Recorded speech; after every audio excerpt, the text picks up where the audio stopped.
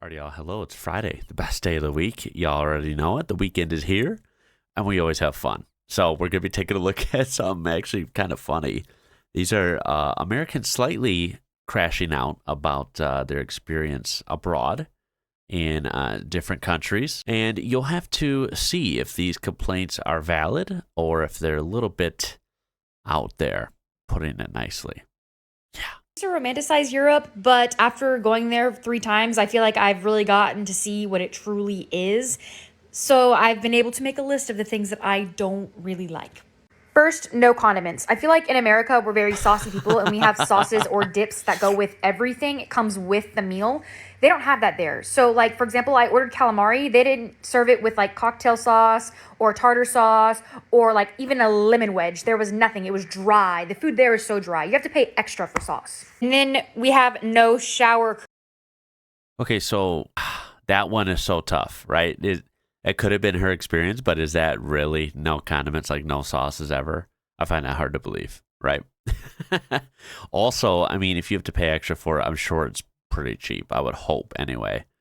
So, I mean, she literally says no sauce, but then she said, oh, they do have sauce, you just have to pay extra. So which is it, right?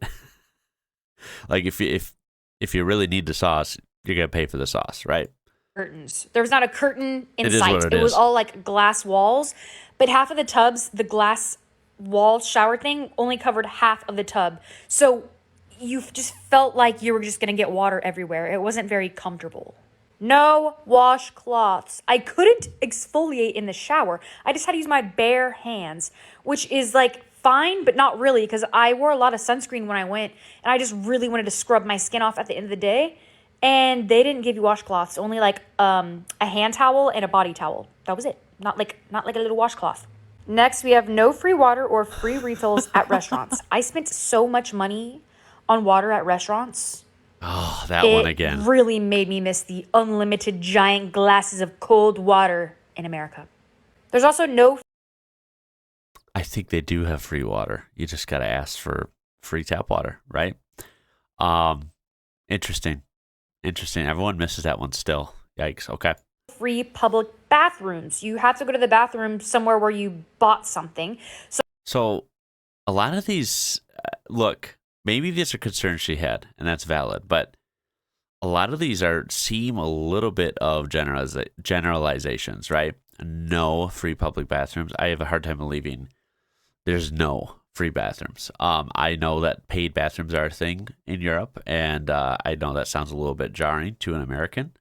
And I used to think that, but I always heard that it was some bathrooms are paid, not every bathroom ever in every European country. I mean, these are kind of funny because they're a little bit, blanket statements, but okay. I would always go every time we would go to restaurants, and you'd think that since you're buying something and you're in like a facility, the bathroom will at least be nice. Wrong. Even the bathrooms that you pay for are disgusting.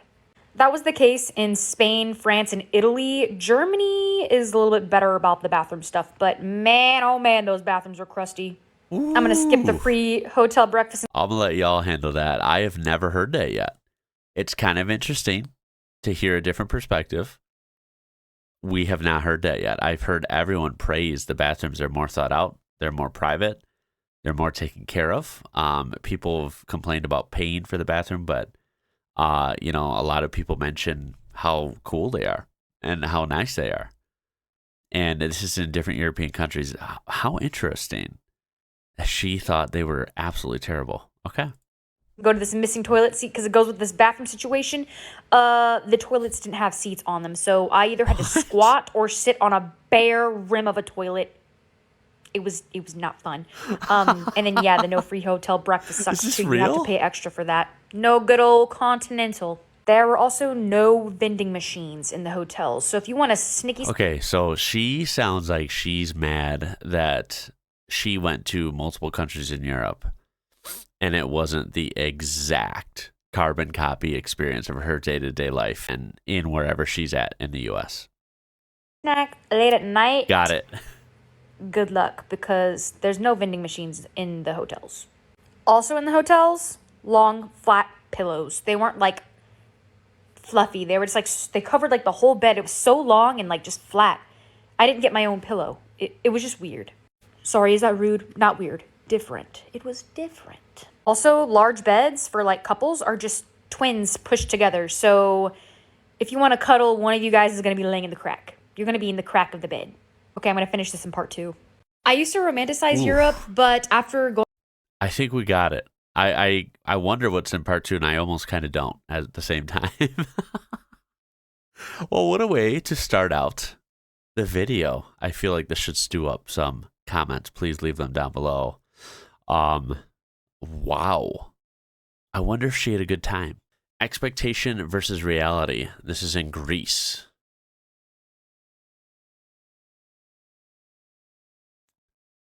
Now, I would play the music. It's just like a kind of a meme version of obviously a copyrighted song, and YouTube doesn't allow that. So I think they're implying that they wanted to go to this spot in Greece. It's probably something they saw on Instagram, right? Recreating a photo shoot with the water and the mountains, and of course, it is beautiful, right?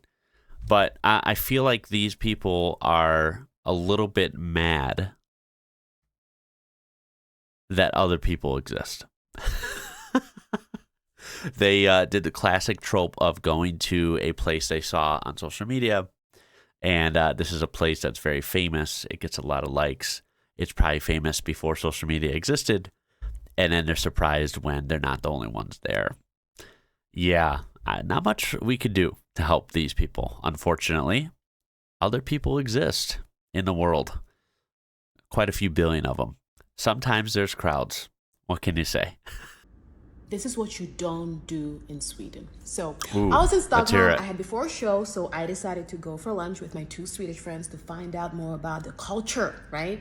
We are having a good time. So I'm like, you know what? Okay, let's order some wine. So I ordered wine, and the waiter comes and he, pours a little bit into my glass, for taste. So I tasted it and I was like, oh no, thank you. Like, sorry, can we do something else? And the waiter paused and he was like, oh yeah, sure. But then he went and got another bottle. And meanwhile, my 2 Swedish friends lost their minds. They were like, what are you doing? You cannot do this. That's not very Swedish. That's not the culture. And I'm like, oh my God, what did I do? And they were like, you returned the stuff. And I'm like, that's what's tasting is for, like, that, I didn't like, what do you... They were like, you cannot return stuff in Sweden. We never return. You always keep everything. And I'm like, oh, okay, sure, I'll do that. But now I have questions. Like, if you never return stuff, how do you break up? Like, how do you, if you're so afraid of conflict, like, how do you tell people it's over? Or you just don't? You just stay with people forever? It's good to know. What? Wow, that had an interesting ending. So I was going along with that. And, I'm thinking, okay, it's interesting. It's just a little bit of a culture clash, right? I don't know if she's exaggerating. Maybe her friends were exaggerating, or if it's totally true. But let's say you can't, let's just say returning things is not very common in Sweden. Let's go along with it. Okay. So, yeah, that's a little bit of a difference because here in the U.S., in this context, of course, you can return drinks. If it's not right, they can remake it or you can get a different one. And they'll usually, if you have a nice person helping you out, they'll usually help you out. And then, of course, in stores, right, we have the culture of you can buy things, and then if it doesn't work or if it doesn't fit, you can return it quite easily at the store. So returning things is very, relevant here in the U.S. And I understand that probably in different countries, it could also be like that, or it could not be a thing. So you just kind of got to find that out and research that. I'm having a little trouble, though, kind of understanding how she went from, hey, they freaked out when I tried to return the wine and, taste a different one. How that is related to, oh, I guess no one ever breaks up here. What? How is that related? Maybe I'm the goofy one. I feel like she jumped on a boat that's not there with that analogy. Name a place that you traveled to that you thought was overrated. I'm not saying the entire country is like this, but we went to Oslo, Norway last year, and cool. I was so disappointed. The city was dirty, it was expensive, I couldn't believe it. Name a place that you traveled to that you thought was And that's it. It was dirty and expensive. I thought Oslo, Norway was constantly rated as like one of the top cities in Europe or in the world, possibly. Wow. I know there's cities that are a little rough around the edges, right? When it comes to big cities, and that goes on any continent.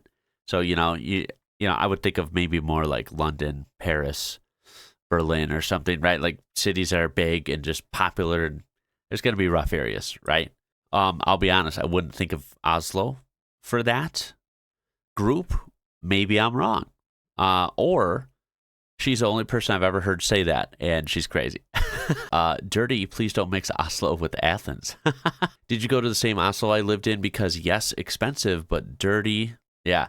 I would imagine Norway being a little pricey. Like I can picture that. I've always heard that, the northern countries, Scandinavia, right? I've always heard that they're a little more pricey. I think I usually hear that. But dirty is like one thing I don't hear. I'm pretty sure they're well renowned for being extremely, neat, well-kept places. Then you have this comment. Oslo is one of the cleanest cities in Europe. Yeah, I don't know what happened with her experience. Yikes. Let me show you the worst thing about the UK and Europe. It's the cap, isn't it? This. Why is it hanging off? To drink? Yeah. No good. I'm an adult. Let me play with the top. Let me show.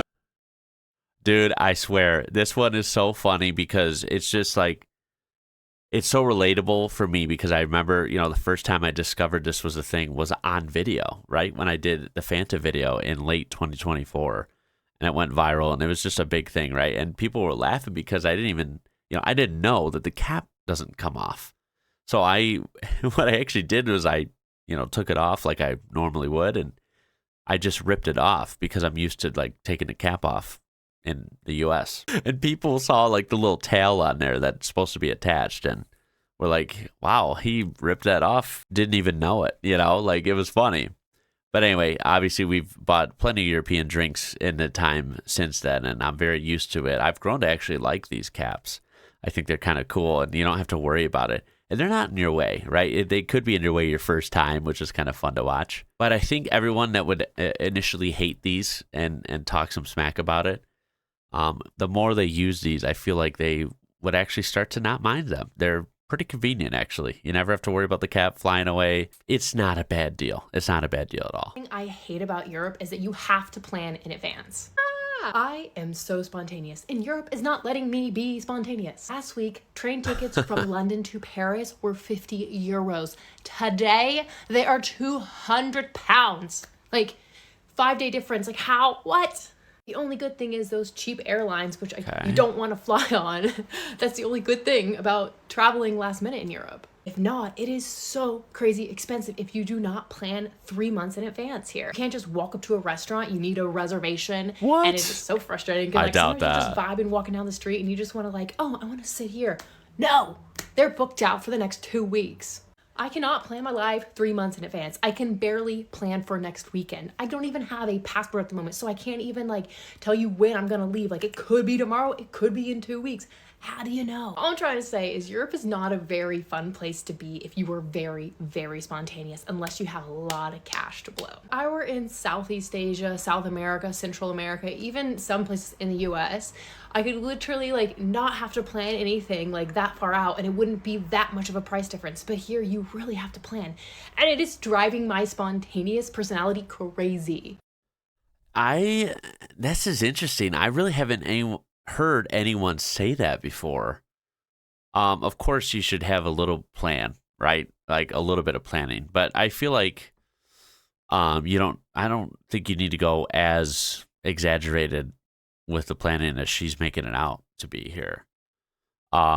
She's making it seem like you can't even grab a bite to eat without a reservation anywhere, or you can't literally take a train somewhere or something. I don't know. I feel like this is a unique experience to her. I feel like maybe she's exaggerating or she just got really unlucky because I haven't heard anyone complain that it's this hard to get around and that hard to, just do simple things in Europe. I actually don't enjoy about living in Europe. There are so many hills and stairs.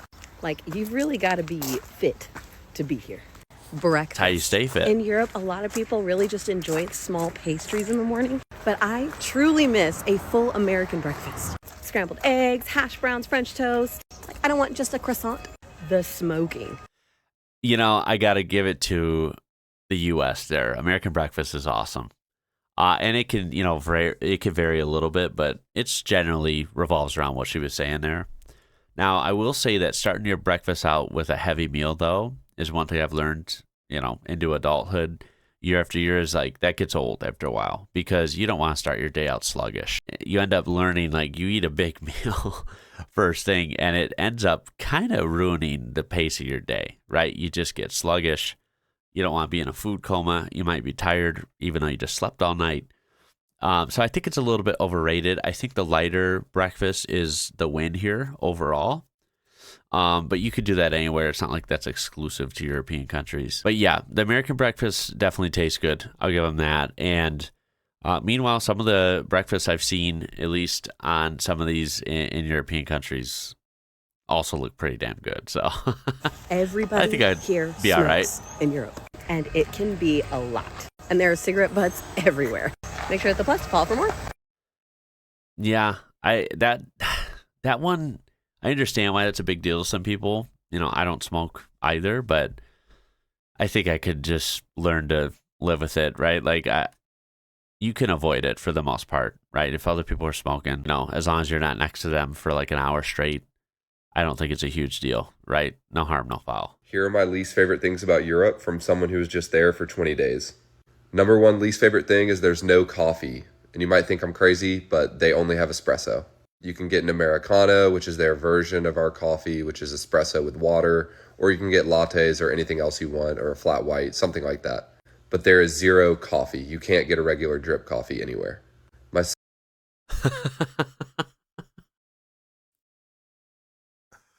Okay. I doubt that, but all right. We'll go with second it. least favorite thing is you can't get anywhere without having to plan.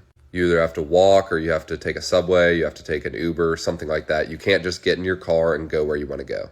My last thing is that it's expensive for phone plans when you go over there, so using cellular kind of feels like you're wasting money. Sorry if this makes me sound like a stupid American, but that's what I feel. Here are my least favorite things about Europe from someone who was just there for... I'm gonna let you guys set them straight. I'm guessing that was the first time you've ever traveled anywhere in your life. You can't just get in your car. What is stopping you? Is this guy not aware of all the cars, even that we see in the U.S. that come from European countries? This is a good reference. This is a even more clever way of saying it. Bravo. Please be careful. What's this gonna I'm be? asking you, please be very careful because Uh-oh. there's a thing right now in Greece, and it's very dangerous. It's if you get infected and they hatch on you. In Greek, we say it's going to be big malakia, big problem. So please, if you're traveling to Greece right now, just be very careful. What's it gonna Here, be? I see one. I think there's another one back there. Yeah, okay, there are two. So be careful. Please be careful. They if you're hide traveling it, to Greece. kids? It's a big problem. To anyone traveling to Greece right now, please. I don't know what the hell I just watched. But hey, if I go in to my hotel and there's free beer under the pillows, damn, y'all got a beer ferry or what?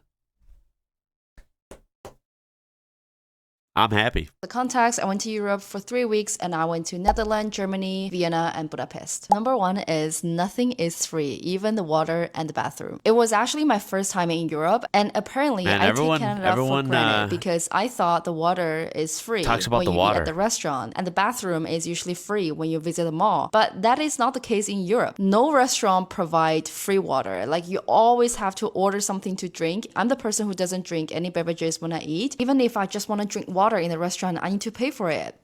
And it's super... I wish they would specify if they were drinking bottled water or if they were drinking tap water. Because I thought we've been over this, that bottled water will cost you. If you want tap water, you can ask for it in a glass. They'll give you a glass of water and it's free. I don't know. I wish people would specify.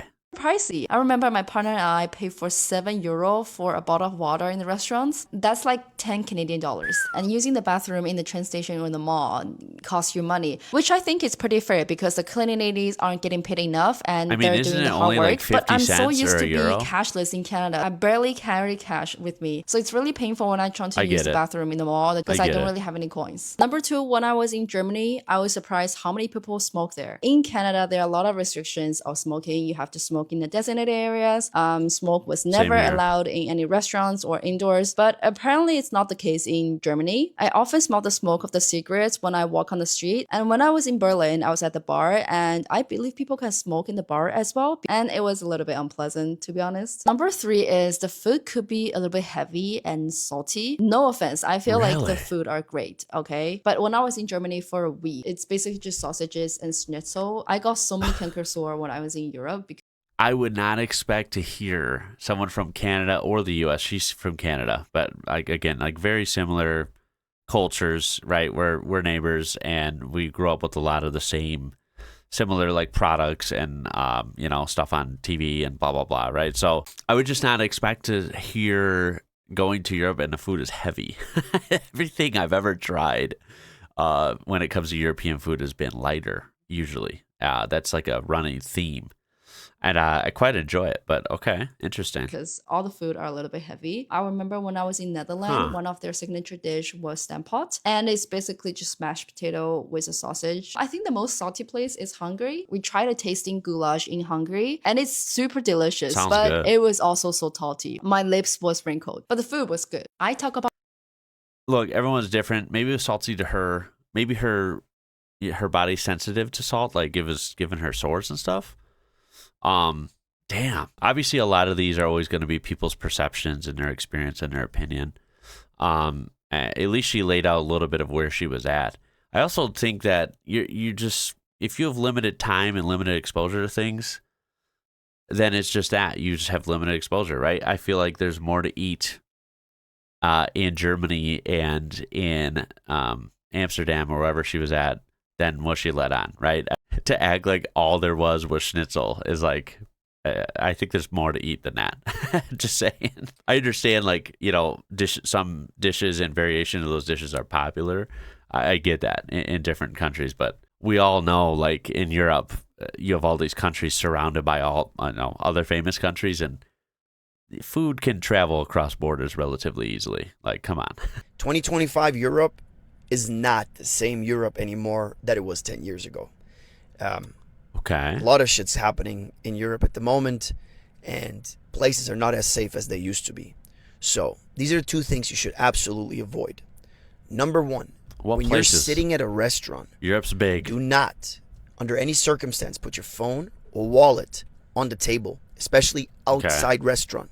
Okay, so if you're like in Barcelona and you're sitting outside in a cafe, do not leave your phone or wallet on the table. Even if you're sitting there, trust me, they'll try to steal it. And number two is, this goes specifically for men, do not carry your phone or your wallet in your back pocket. Just don't do it. I mean, that's common sense, though. Dude, I would never do that in Chicago either, or any big city. Look, like, he mentioned Barcelona. So, like, yeah, when you're in Barcelona or you're in Paris, right? Again, right? Paris, London, like, these really, really big cities. Unfortunately, with big cities, you're going to have a lot of awesome things. You're going to have a lot of not awesome things. That's just how big cities are. It attracts all people, even shitty people.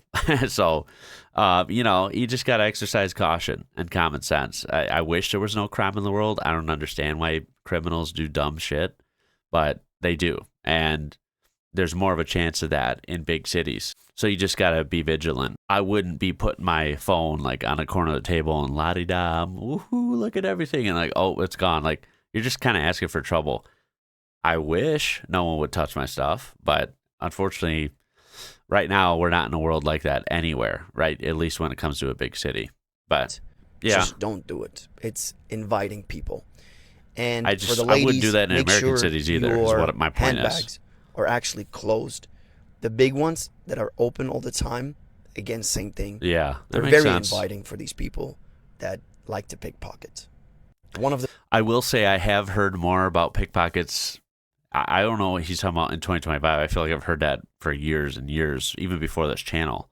I have heard more about that in European countries than here. Now, we have tons of crime here. That's not what I'm saying. We definitely have crime here, and we probably have more of it. But when it comes to that very specific thing, pickpockets, that doesn't technically happen a lot here. I feel like you don't really hear of that. You hear of a lot of other crimes. Here in the good old U.S., they're not going to try and, be sly and pickpocket or take your phone off the table. They'll just straight up jump you here. I hate it here. Okay, if you've traveled to Paris, you probably know exactly what that girl is talking about. I've been to Paris a couple times, and it is one of my least favorite places to go. The only reason I go there is because it has really cheap flights from America. And I don't mean any offense to any French people living there or anybody who loves Paris. I'm just telling you what I saw when I was there. First of all, it's super dirty. Like, there's trash everywhere. Second of all, it's kind of dangerous. Like, there's sketch people everywhere also, and there's a lot of pickpockets, and I have a lot of people that have gotten robbed in Paris in broad daylight. Number 3, the people are just mean, and I know stereotype that French people really don't like Americans, but there it's extra hard. Workers are always on strike, so trains don't go on the right schedules. It's hard to get around. Trash piles up. Comment if you want more of my list. This girl. I hate it here. Okay. I'm sorry. I'm going to cut it there. I don't know why that's making me laugh. I'm sorry. That kind of relates to what I just said about the other one. Big city. Paris is arguably, at least from an American perspective, the Mecca, man. That is the most famous city and a jumping off point. Every major airport, for me, right? My local airport would be O'Hare in Chicago, right? Very famous, big international airport. And the most flights and cheapest flights they have are to Paris. Well, at least if we're talking about flights to Europe in general. So, Paris is famous, and I'm sure there's a million reasons to love it. And I'm sure there's a million reasons that it's annoying, too, because it's just a big city, and they got so much going on there. And, of course, it's going to be more sketchy and more dirty in places and stuff. That's just the nature of the beast when you're talking about a humongous international hotspot. I will say, again, like he said, no offense to anyone, everyone's different, right? I have probably many cities I would like to be more interested in and spend time in before I would spend time in Paris. Paris really isn't high on my list just because I find other places a little more interesting. Now, it's not to say France isn't interesting. France is definitely really interesting. And I guess I just kind of subscribe to the same thing I do here in the U.S. I would rather see more, rural, pretty areas in France, and then, see some natural landmarks or national parks or some smaller towns, see southern France, that type of stuff. I would just be more interested in that than spending a week straight in Paris and seeing nothing else. That's just the nature of how I usually like to do things anyway. So I feel like that would be the better choice. But yeah, like I said, I'm going to cut it there. That was pretty interesting, pretty entertaining. It is Friday, the weekend is basically here. So I hope it's going to be a good one for you. I really do look forward to the comments. They should be rather fascinating on this one. And yeah, I guess that's just about it. So I appreciate you joining me for this one. And hopefully I will see you again. My name is Ian. You're watching IWrocker. Until next time, y'all. Catch you later.